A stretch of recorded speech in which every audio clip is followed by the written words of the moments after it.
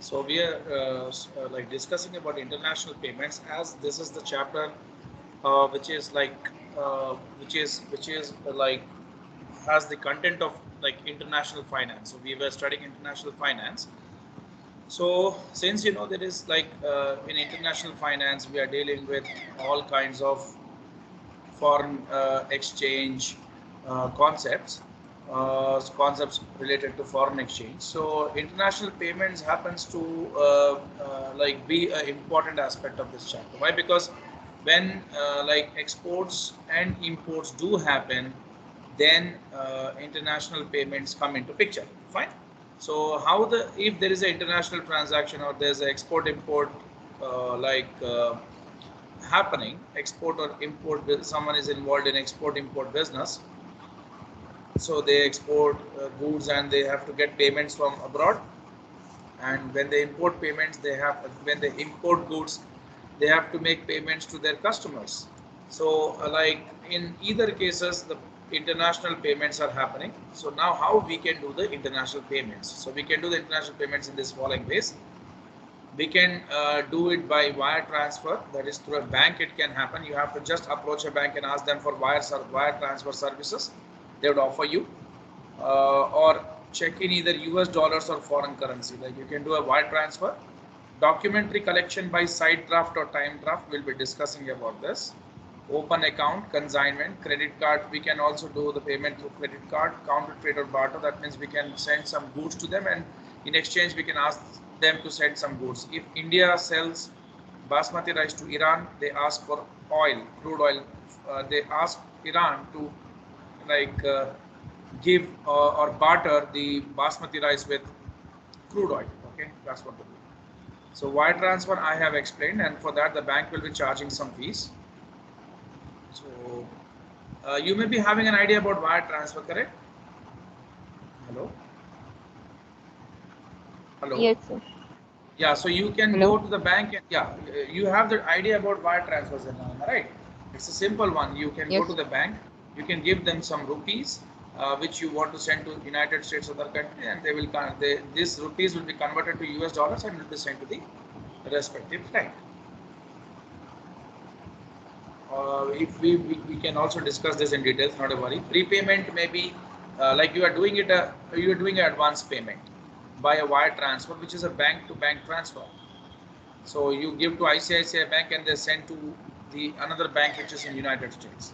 So denomination can be either in US dollars or foreign currency. The wire transfer comes into the US from a foreign bank.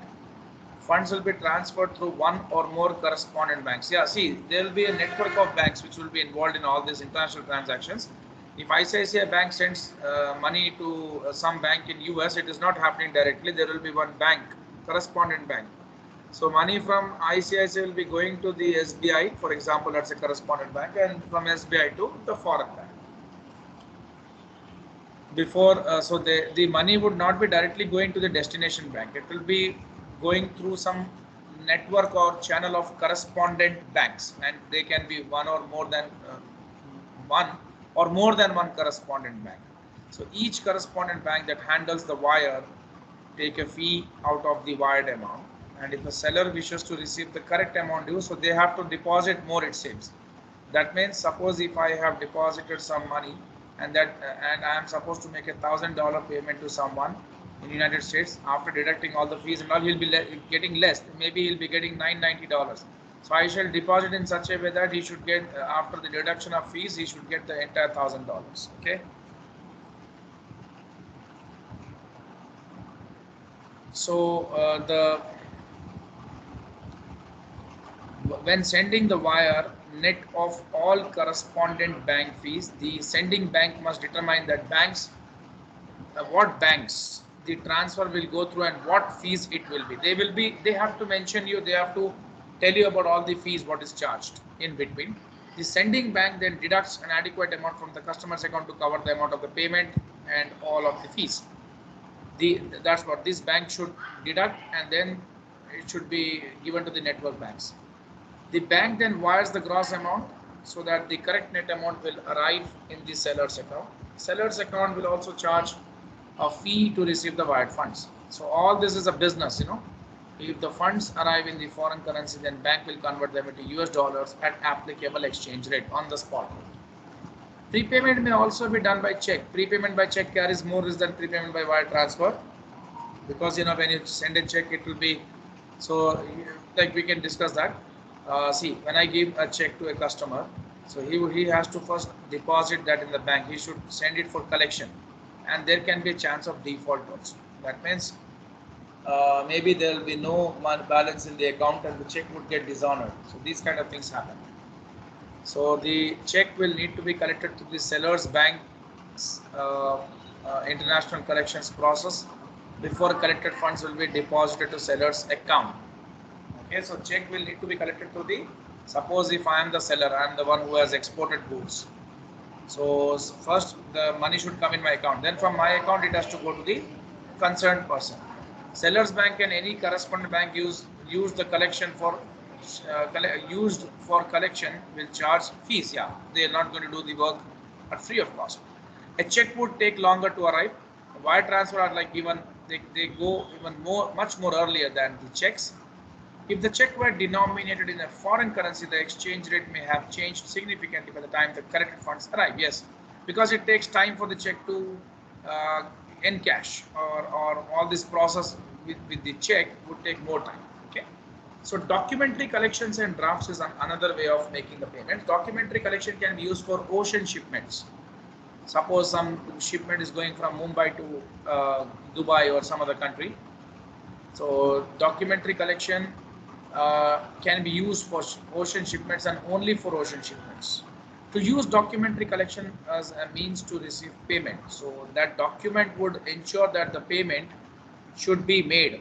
So seller sends a draft. So a draft is nothing but kind of all the details, okay, of the trade, along with the bill of lading for ocean freight through international bank channels to the buyer's bank.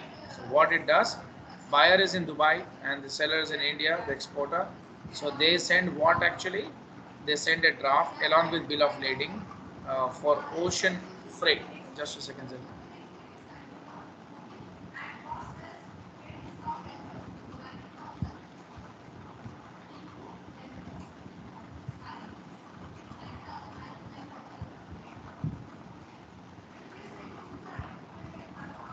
Yeah, so they will be sending a draft along with bill of lading.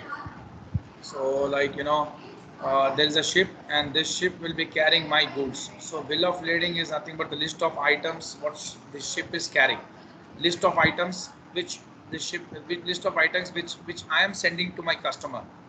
Okay, so I have some 30 like I have some 30 containers which I am sending through ship to my customer. So that those details will be there in the bill of lading. So a draft is written order by one party directing a second party. So the one party is the seller directing a second party, the buyer, to make payment to a third party, the buyer's bank. So the draft I am sending to my customer and asking him to make a payment in his bank. So from that bank the money can come to me. Okay. So draft is a written order by one party, that is the seller, directing a second party to make the payment to the third party, the buyer's bank. Drafts facilitate international payments through intermediaries such as bank, but intermediary banks do not guarantee performance by either party. Yes. So bank is not taking any guarantee yet till now. The buyer makes payment to his bank and receives the bill of lading for ocean freight from his bank. Yes. The bill of lading for ocean freight is a negotiable document and constitutes title of goods, and the seller can then receive the shipment. And the buyer's bank transfer the funds paid to the buyer, paid by the buyer to the seller's bank. So that's what. So this is the process in which the things happen. So draft facilitate international payments through intermediaries such as banks, but intermediary bank do not guarantee performance by either party. The buyer makes payment to his bank, and his bank will make the payment to seller's bank, and in meanwhile the goods would be transferred. Okay. Buyer's bank transfers the funds paid by buyer to seller's bank, which credits the seller's account. However, the intermediary banks have no liability for payment to the seller if the buyer does not pay, of course, because there is no bank guarantee involved here. It's just a draft given to them for making the payments. The risk is using documentary collection, the risk in using documentary collections that buyer will not make payment upon receipt of draft. He may default. Since the bill of lading for ocean freight constitutes title of goods and buyer does not receive the bill of lading until he makes the payment. So that shift, this becomes a proof actually that we have sent the goods and every good is in that, whatever it is mentioned, and we are transferring the ownership of goods to you. That's a proof kind of thing. Until and unless he receives, he won't make the payment. So the buyer cannot take, and when he gets, he will get that only if he makes the payment. That's what. Since the bill of lading for ocean freight constitute title of goods and the buyer does not receive the bill of lading until he makes the payment. So first, the buyer has to make the payment to the seller, and then he gets the bill of lading, and then he can claim the goods. So, so until he makes the payment, the buyer cannot take possession of shipment without paying for it. Therefore, if the buyer does not pay, he has effectively rejected the shipment. The seller would then need to either find another buyer or pay to have shipment returned or disposed of. That's what the risk is. So the draft used in documentary collections can be either a side draft or a time draft. Side draft is to be paid by the buyer as soon as he sees it. So as he sees, he has to immediately pay. The exporter gets paid when shipment is made and the draft is presented to the buyer for payment. Buyer's bank does not release the shipping documents to the buyer until the buyer has made the payment. So buyer's bank does not release the shipment documents. Okay. So once the payment is done, then only the goods would be given, and the buyer cannot claim the shipment until he has the documents. So first he has to get the documents. Okay. Buyer's bank will release those documents to the buyer upon the payment, and once he has the documents, he will show that to the ship. He will show that in the port, and then he can get the goods. Time draft is similar to side draft, except that the payment is demanded a specified time after the buyer accepts the draft and receives the goods. So the exporter instructs buyer's bank to release the shipping documents when the buyer accepts the draft. Buyer writes accepted on the draft and is then contractually liable to pay. And once he makes the payment, then he gets the shipment. Open account. A sale made on open account means that payment is to be made on an agreed upon future date. Payment is usually made by wire transfer or check. So anything can happen. When a sale is made on open account, the seller bears the risk that the buyer will not pay. Therefore, a seller would not want to sell an open account unless that means he should have a very long-term relationship with the customer, and the customer or the buyer should have a very good or excellent credit ratings. Okay. Consignment. So this is not technically a method of payment, but it's rather a method of selling. So we can appoint our agents who can sell the goods to people. Okay, he'll collect the money from them and he will send to us. So you know about consignment, correct? Am I right? No. Yes, sir. You have an idea about consignment itself? Yes. There will be a consigner and there will be a consignee, and he will be appointed agent of the consigner, and then he will be selling the goods and sending the money to the consigner, and he will be deducting his commission. Okay. Credit cards can be the way to make the payments. Counter trade or barter I've already explained. Now next, financing international trade transactions, letters of credit, account receivable financing, cross-border factoring, bankers acceptances, working capital financing, forfeiting. So let's discuss about this. Letter of credit. So I've also sent some links here.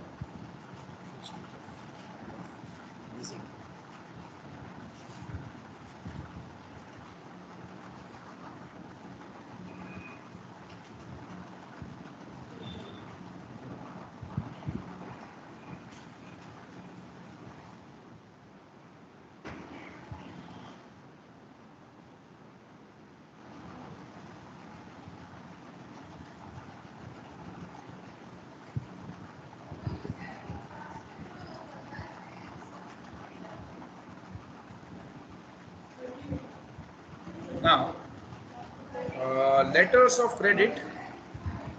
So letter of credit is a document that guarantees the buyer's payment to the sellers. Okay. So how come? It is issued by a bank and ensures timely and full payment to seller. So what is happening is a letter of credit is a document that guarantees buyer's payment to the sellers. Now letters of credit, why bank is kind of giving a small a guarantee kind of that the buyer would make the payment.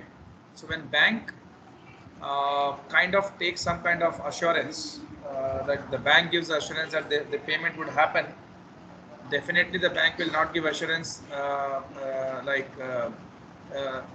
without any facts or without any resources with the buyer. So bank knows that buyer has some deposits or some kind of like account he's maintaining with the bank, and he is kind of but he has good transactions going on. So bank will take a initiative and bank will guarantee. Okay. So letter of credit is a document that guarantees buyer's payment to sellers. It is issued by a bank and ensures timely and full payment to the seller. If the buyer is unable to make such a payment, the bank covers the full or remaining amount on behalf of the buyer. Letter of credit is issued against a pledge of, that's what I said. It is not given directly. See, sometimes when you go to a bank and approach for a credit card, the bank will not give you credit card directly. They'll ask you some cash as collateral with them, or pledge some cash with them, so that they can see that this is what they always have the balance, and based upon that they give the credit card to you. So in the same way, letter of credit is issued against a pledge of securities or cash. Banks typically collect a fee that is a percentage of the size or amount of the letter of credit. So they, for all the services they charge. Importance of letter of credit is nothing but, like payments can happen, international trade can be easily done. Parties to letter of credit: applicant, the importer, requests the bank to issue letter of credit. Issuing bank, the importer's bank which issues the letter of credit, also known as the opening banker of letter of credit. Beneficiary is the exporter. Types of letter of credit is site credit, acceptance credit, revocable and irrevocable credit. Actually, we don't have all this. We only have to learn about the letter of credit. Thank you. So in this, some kinds they have mentioned, that is irrevocable. Let us discuss about this, and some types also. We will discuss because they have given 2 minutes.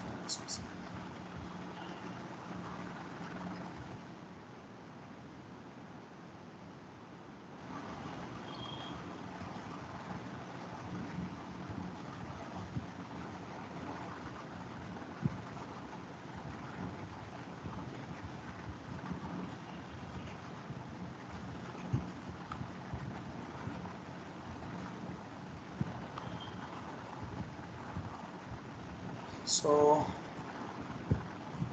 site credit, under this letter of credit, documents are payable at the site upon presentation of correct documentation. So documentation, when you present, immediately you get the amount. So for example, a businessman can present a bill of exchange to a lender along with the site letter of credit. So lender is nothing but the bank. Okay. So a businessman can present a bill of exchange to a lender, the bank, along with a site letter of credit, and take necessary funds right away. So there is no need to wait. In time credit or acceptance credit, it will take some time. Actually, we'll discuss about that. So site letter of credit is more immediate than other forms of letter of credit. Bills of exchange which are drawn and payable after a period are called usance bills. Under acceptance credit, these usance bills are accepted upon presentation and eventually honored on respective due dates. So here the due date thing comes into picture. For example, a company purchases metals from a supplier and receives the goods on the same day. So a company purchases metal from a supplier and receives the goods on the same day. The bill will be delivered with the shipment of goods. So we give the shipment and also bill, but the company may have up to 30 days to pay. This 30-day period marks the usance for the sale. Okay, so that's usance for the sale. So revocable and irrevocable credit. So revocable means cancelable. So a revocable letter of credit is a credit that the terms and conditions of which can be amended. We can revoke or cancel it also. Okay, that's what I said, cancel. So revoke is nothing but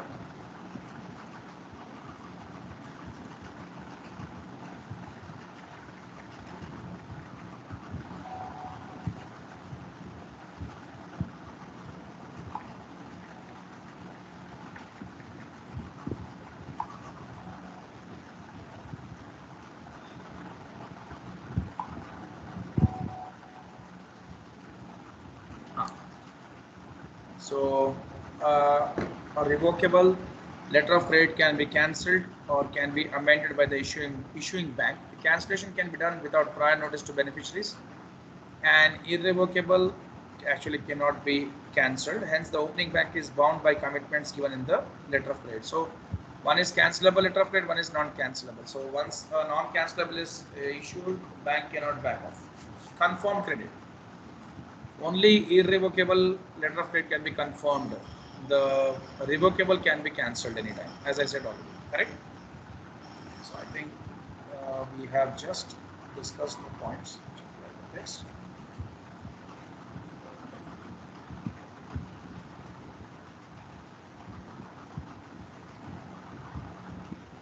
Standby letter of credit. Standby letter of credit is more a guarantee by buyer's bank saying that if the buyer fails to pay, the bank will pay. Standby letter of credit is not usually used as the primary payment method. The terms of standby letter of credit are somewhat simpler and easier for seller to comply with.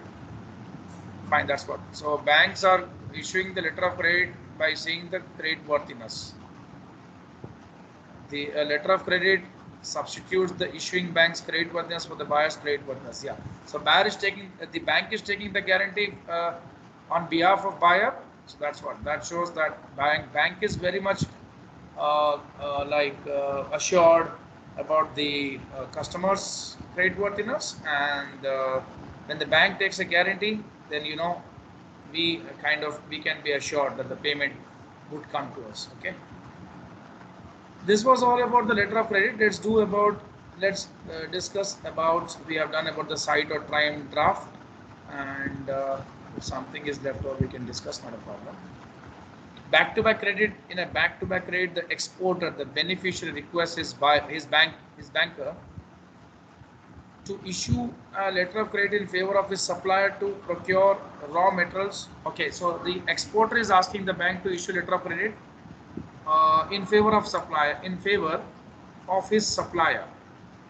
So exporter requests his banker to issue a letter of credit in favor of his supplier to procure raw material. So the exporter wants to buy raw material, so he is asking bank to give a letter of credit, okay, so that he can buy raw materials from his supplier on the basis of the export letter of credit received by him.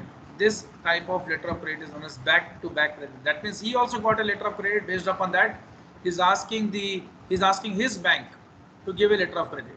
So bank is asking the bank to, the customer is asking the bank to give or issue a letter of credit based upon the letter of credit what he has already got from his customer, who is like the importer, who is in the foreign nation. Okay. So an example is given. An Indian exporter receives an export letter of credit from his overseas client in the Netherlands.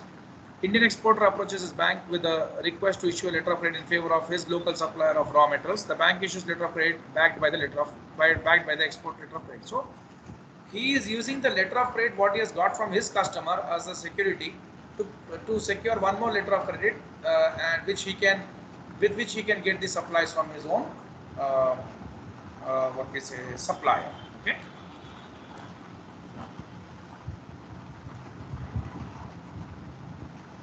Just a second.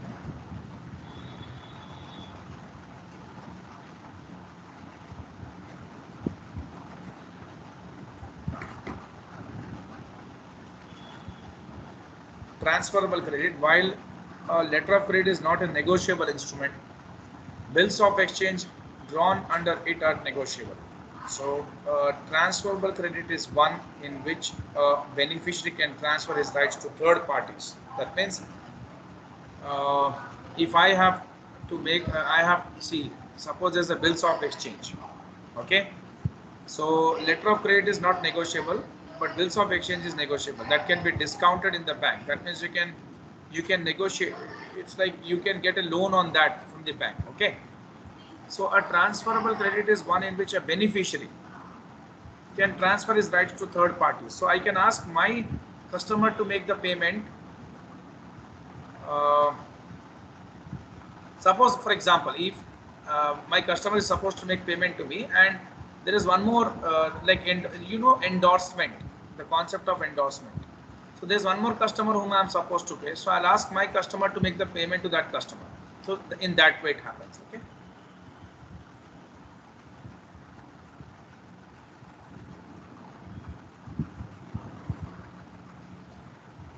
So I am beneficiary, I am transferring my rights to third parties. So such letter of credit should only indicate that it is a transferable letter of credit.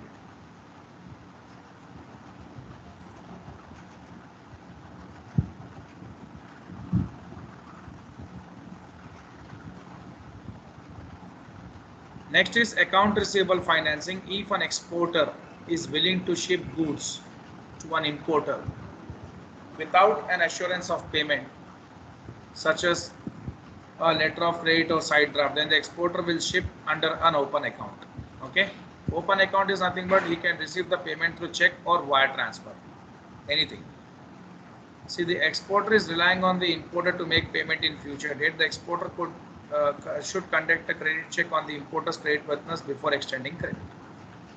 If the exporter needs the funds immediately, exporter can ask them to make the payments like through wire transfer or any ways. Okay. So this is what is nothing but trusting a customer and getting the money from him after some point of time, waiting for him to make the payments. So you know what risks we can have. We can have a default risk, and if he in a country where he is kind of doing a business in that country, all these things are prevalent, commonly happening.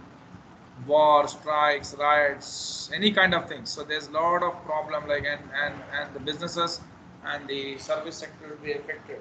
Okay, like Ukraine. Do you think like people can send money from Ukraine to India right now? No, the banks aren't functioning maybe because who would go to a bank in a war scenario? So now cross-border factoring. See, you know what is factoring. So cross-border factoring is nothing but suppose I'm supposed to get money from United States, from some customer in United States. We can take services of a factor in United States and transfer all our receivables to him and ask and he can finance us, and he can take the risk of bad debt also with without recourse. That is called factoring without recourse. So the exporter can eliminate the risk of receivable not being paid if it sells the receivable without recourse. That means if I take factoring services without recourse, then he'll take care of bad debts. And I can get finance also in that. Now, bankers' acceptance.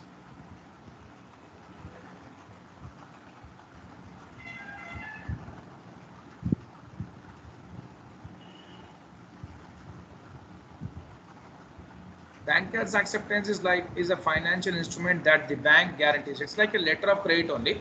Okay, kind of. It's a kind of letter of credit. Let me be very frank. So bankers' acceptance is a financial instrument that the bank guarantees for the payment at a future date. It simply means that bank has accepted the liability to pay third party if the account holder defaults. It is commonly used in cross-border trade to assure exporters against counterparty defaulters. So bank is taking the guarantee that the customer will pay. So bank would take guarantee based upon some assurances what they have. They know that the customer is very creditworthy and they have good amount of balance in their account. So they know all these details. So they take the guarantee. An importer enters into a transaction with the exporter from another country. The exporter is ready to supply the whole quantity to the port of the importer country. First, however, the exporter needs an assurance of payment. On the other hand, the importer is doubtful whether the exporter will supply the goods with correct quantity and appropriate quality after full payment is made to the exporter. So both the parties have their own concerns, whether he is supplying the goods what he has promised, or whether the customer will make the payment timely or not. Hence, both parties have some transaction related risks. Here is where the banker's acceptance comes into play. The importer's banker assures the banker's acceptance to the exporter. The exporter is reasonably assured of the payment at the bank.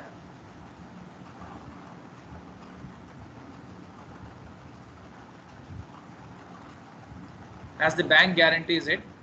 So bank guarantees and bank accepting. As the name says, the guarantee or assurance given by a financial institution to an external party if the borrower cannot repay the debt or meet its financial liability. They would do that. It facilitates trade between the parties in case of any concerns about the quality and quantity of the export. The exporter and importer can decide accordingly. So here is like importer. He gives a purchase order to the exporter. purchase, like exporter ships the order, and bank of importer gives assurance to the exporter that they will make the payments, and for this all they charge. Just go for this example, please.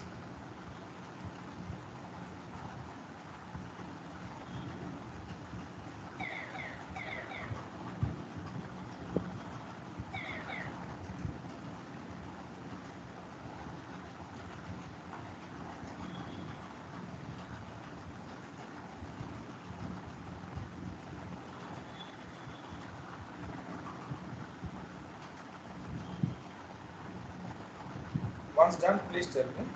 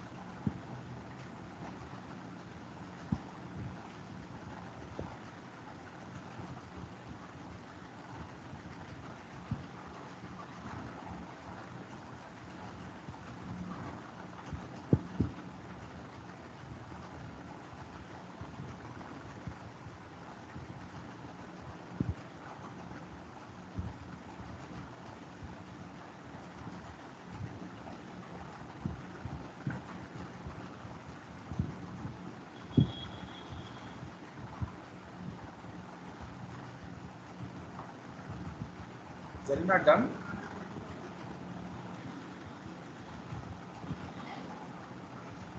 Yes, sir. Okay.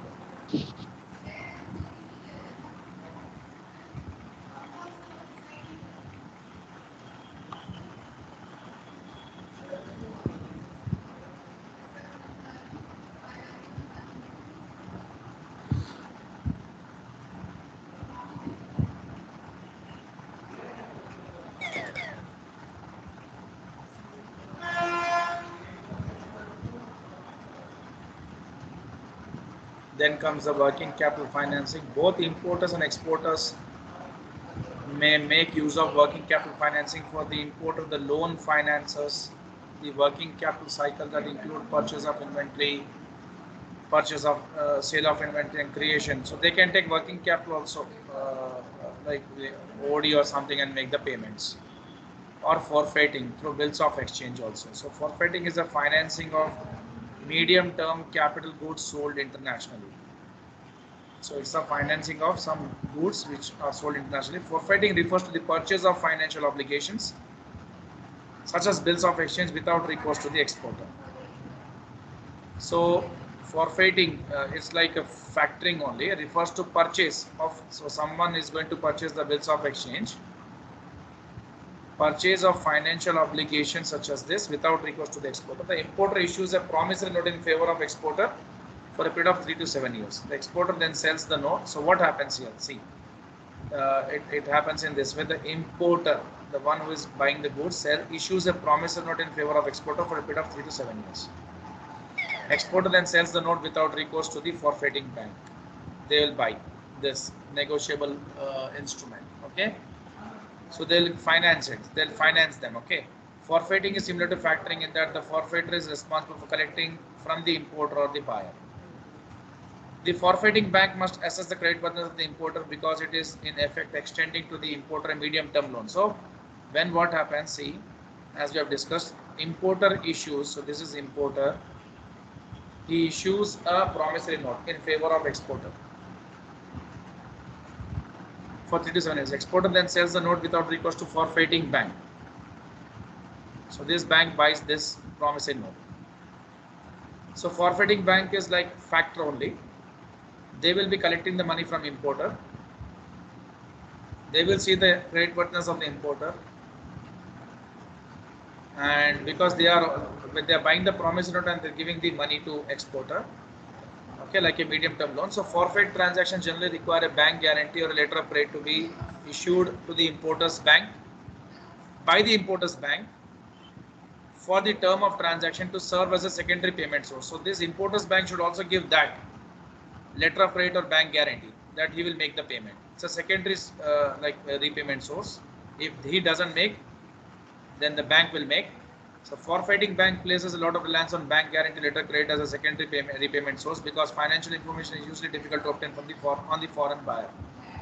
Forfeiting transactions are usually in amounts of, actually it happens generally if it is like the transaction is of more than $5 lakh.